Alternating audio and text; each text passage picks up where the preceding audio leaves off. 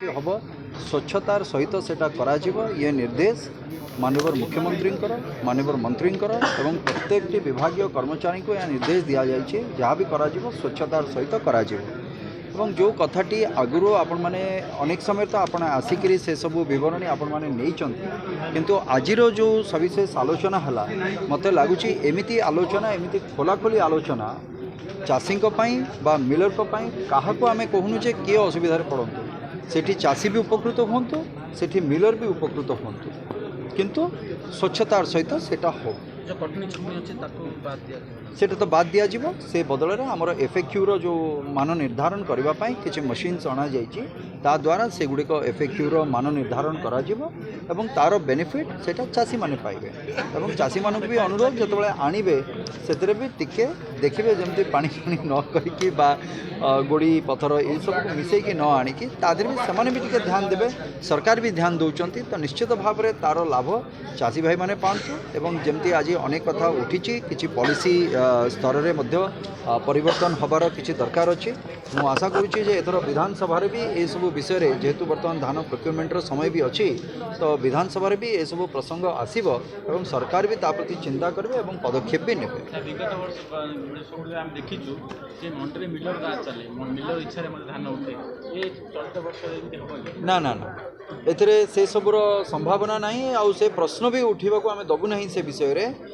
मंडी एथर sufficient मंडी करा जाउची जेहेतु आमर परमानेंट मंडी नहीं एवं से टेम्पोरारी मंडीर प्रावधान करा जाउची एवं प्रतिटी मंडी जमती चाषी तार धान आनिकी ठीक भाव में दे पारे सुरक्षित दे पारे एवं तांकर जो क्वांटिटी अच्छी जी परिमाण दवा कथा जहाँ तांकर टोकन दि जाइथिबो जहाँ टार्गेट दि जाइथिबो से संपूर्ण धान को केमती ग्रहण करा जिवो एवं से अनुसार 48 घंटा भितर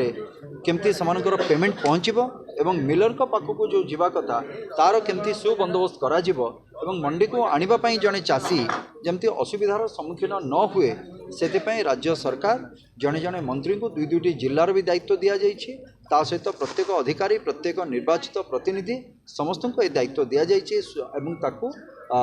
इनश्योर करने जे जमिति भी चाषी कौन प्रकार असुविधार सम्मुखीन न हुए। आज जिला स्तर में धान किणा गोटे बैठक होता धान किपर किणा हम तो केवे आरंभ हम से नहीं आज जिला स्तर आरंभ होता तो ताकू निष्पत्ति करके आपणकर डेट निर्धारित रही आमर कहर कथा है जे चाषी जिपरी हैरान न हो चाषी किपरि तार धान आनिकी तार मंडी रे दबो तो से उपर आज एनश्योर करने जेहेतु कि जिला प्रशासन और राज्य स्तर जहाँ निष्पत्ति होती प्रत्येक जो पैक्स अच्छी से पैक्स मानक अस्थायी भाव मंडी खोल जाकि तार रक्षणाबेक्षण सहित संपूर्ण चाषी जपरी हैरान न हो तापर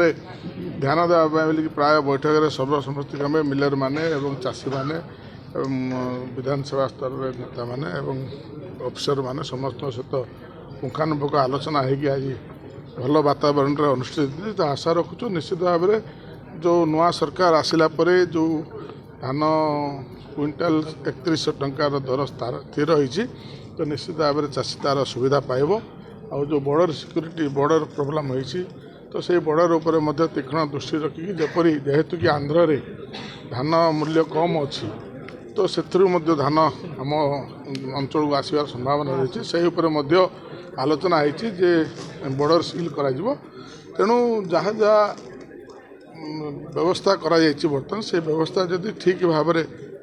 पालित हम ठीक भाव में जब समस्त कार्य जब निर्वाह करेंगे ताहले निश्चित भाव चाषी तार सुफल पाइपर और तार धानर मूल्य प्रकृत धानर मूल्य पाइपर। 1,46,000 चाषी पंजीकरण कर समस्त चाषी धान किणवाई सब निष्पत्ति धान किणवार 24 ରୁ 48 घंटा भितर मैंने धान किणवार पैसा तांकर अकाउंट को ट्रांसफर कर दिया जो टोकन कलप 30 दिन पर किसी ए वर्ष गवर्नमेंट आउ 7 दिन बढ़े बोलिकी मेरे से जो निर्देशनामा आसी कलेक्टर को क्षमता दिया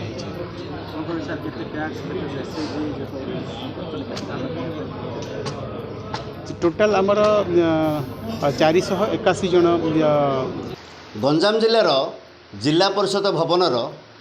सम्मिलन गृह ऋषुकुलिया सम्मेलन गृह आज धान संग्रह उपरे एक बैठक बसी जहाँकि 2024-25 वर्षर खरीफ धान संग्रह संपर्क में एक विस्तृत आलोचना होता। यही आलोचन गंजाम जिलार चाषी प्रतिनिधि एवं मिलरगण जोगदे एवं सेमानकर मतामत रखी गंजाम जिलापाल एवं जिला परिषदर निर्वाही अधिकारी तथा गंजाम जिलार 11 जन विधायक जोगदे विभिन्न मतामत उपर आलोकपात करी गंजाम जिले में जेपरी धान संग्रह ठीक से हेब मंडीर खोलाजिब एवं धान चाष धान फसल जमी उत्पन्न भल भाव हेब चाउल जोगाण लोक मान पाखे पहुँचब बाहर को चालान हेब नहीं। आम जिलूर बाहर पड़ोशी प्रदेश आंध्र को चाउल मध्य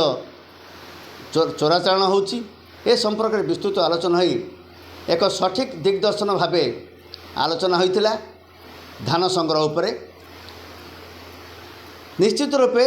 गंजाम जिला प्रशासन मध्य ए दिगरे विहित पदक्षेप नेबार पाई चाषी मानकु एवं मिलर मानकु सूचाई।